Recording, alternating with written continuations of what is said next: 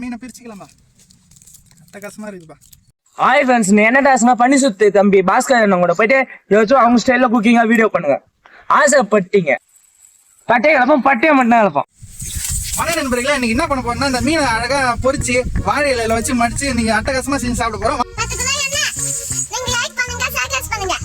10 kilo மீன் இன்னைக்கு வேற லெவல்ல வாழை இலையில வச்சு மடிச்சு வேற ரகமா அட்டகாசமா செஞ்சு சாப்பிட போறோம். தம்பி நீங்க தூங்க போயிட்டா வந்துருவாங்க கூடிய சீக்கிரத்துல. 2 கிலோ மீன் மசாலா, 10 கிலோ எலுமிச்சம்பழம், 10 கிலோ உப்பு, 10 கிலோ ஆரஞ்சு இருக்குது. நீங்க ஐடியா பண்ண மாட்டீங்க. ஃபர்ஸ்ட் பண்ணிட்டு வாங்க. மீன் வறுக்க தோசைக்கல்ல மீன் மடிச்சு வைக்க வாழையில வறுத்து வச்சு அட்டகாசமா செய்ய போறோம்.